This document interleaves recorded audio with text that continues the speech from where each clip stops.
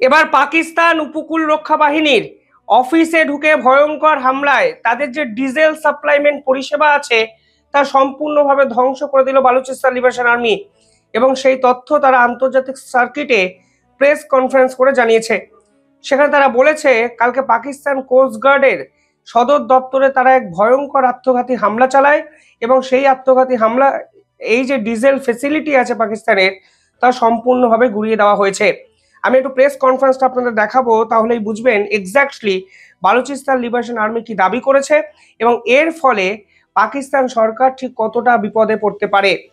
দেখুন, তারা অফিসিয়ালি জানিয়েছে যে 5ই ডিসেম্বর রাত 12টায় দুপুর 12টায় our freedom fighters attacked vehicles loaded with diesel. অর্থাৎ তাদের যে স্বাধীনতা সংগ্রামীরা আছে তারা একটি ডিজেল ভর্তি গাড়িতে মেন যে office বান্দারি coast guard camp in Jiwani সেখানে ঢুকে যায় এবং সেখানে ঢুকে গিয়ে একটি বিস্ফোরণ ঘটানো হয় এবং BLA fighters carried out this attack when the vehicles used for facilitating the coast guard had transferred diesel forcibly seized from local Baloch।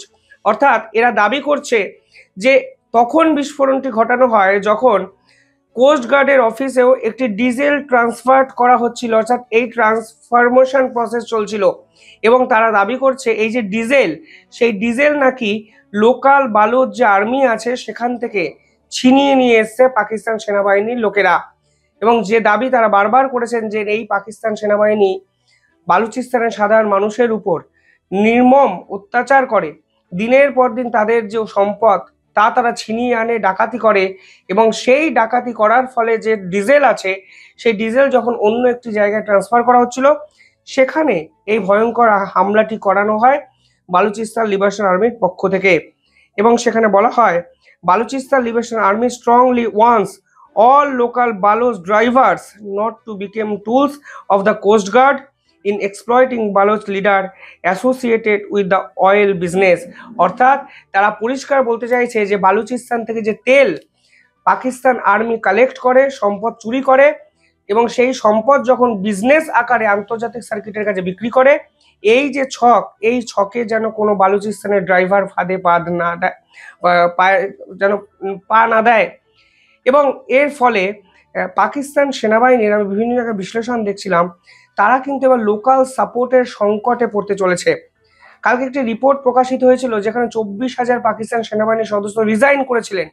তারা কেউ খাইবার পাখতুন কিংবা বালুচিস্তান যে প্রদেশ আছে সেখানে চাকরি করতে চাইছেন না।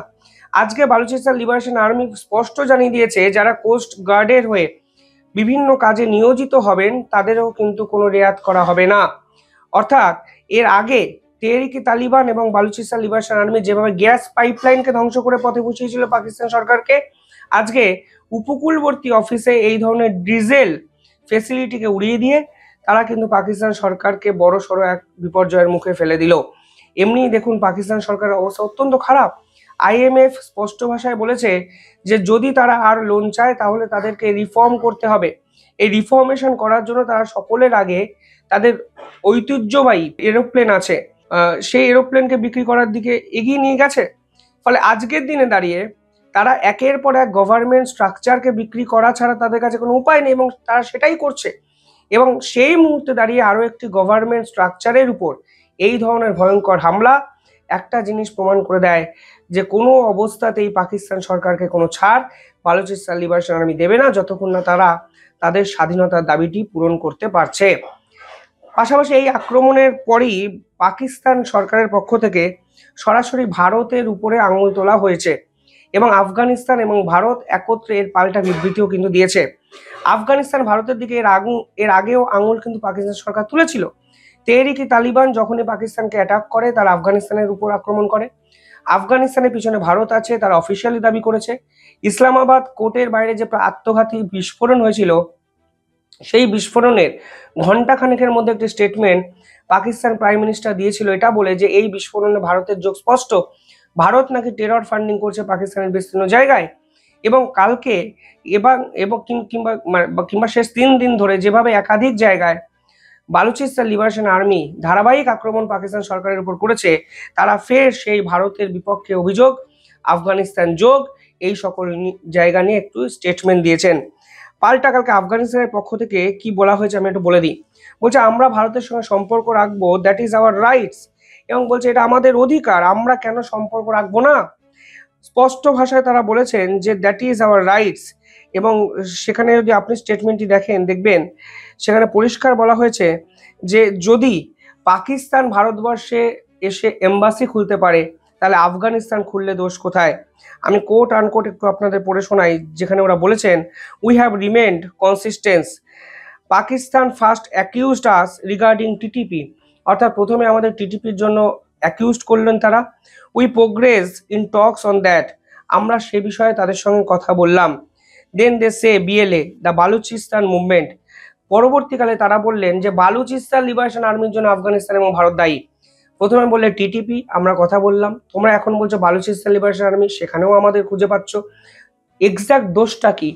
তোমরা তোমাদের দেশের বিদ্রোহী সংগঠনগুলোকে খুশি করতে পারোনি, এটা কি ভারতের আফগানিস্তানের দোষ?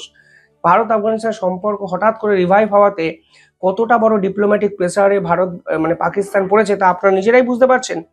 পরবর্তীকালে এখানে তারা বলেছেন যে we progress on that, then they say India's hand is involved, বলছেন তারপর তারা বললেন ভারত এখানে জড়িয়ে আছে। এবং পাশাপাশি কালকে পরিষ্কারভাবে বলা হয়েছে যে আমরা কেন ভারতের সঙ্গে সম্পর্ক রাখবো না।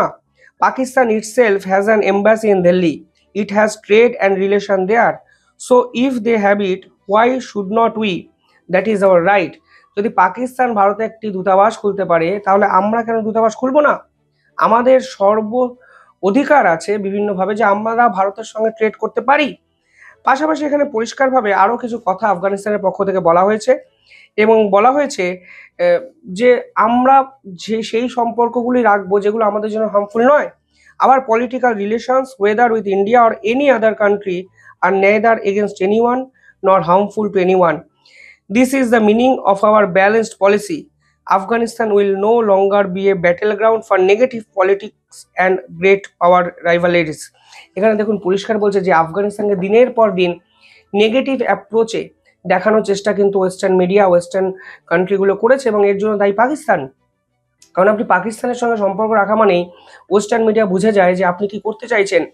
আজকের দিনে দাঁড়িয়ে আফগানিস্তান বুঝতে পারছে যে পুরোটাই হলো সাজানো নাটক পাকিস্তানের, এবং এই জন্যই পাকিস্তানকে ছেড়ে তারা এখন ভারতের সঙ্গে সম্পর্ক তৈরি করতে চাইছেন। ভারতে তাদের দূতাবাস হবে, পাকিস্তানের দূতাবাস হলে যদি ক্ষতি না হয় তাহলে আফগানিস্তানের দূতাবাস হলে পাকিস্তানের কি ক্ষতি? আফগানিস্তান স্বাধীন এক রাষ্ট্র, সেই রাষ্ট্রকে কন্ট্রোল করার চেষ্টা পাকিস্তান যদি করে তাহলে জবাব দেওয়া হবে, তা আফগানিস্তানের পক্ষ থেকে জানানো হয়েছে। অর্থাৎ ঘরের ভিতরে একদিকে যখন একের পর এক ইনফ্রাস্ট্রাকচার ধ্বংস হচ্ছে, অন্যদিকে আন্তর্জাতিক স্তরেও বেইজ্জত হতে শুরু হয়ে গেছে পাকিস্তানের আসিম মুনিরের, এবং আলটিমেটলি একটি চোখের সামনে একটি রাষ্ট্র ক্রমে শেষ হচ্ছে। দেখতে খারাপ লাগছে না প্রথমবারের জন্য, যারা ভারতের নিরীহ সাধারণ মানুষদেরকে এইভাবে অত্যাচার করে শেষ করে তাদের শেষটা হয়তো আন্তর্জাতিক স্তরও দেখতে চাইবে। আপনারা কিভাবে দেখছেন কমেন্টে জানাবেন।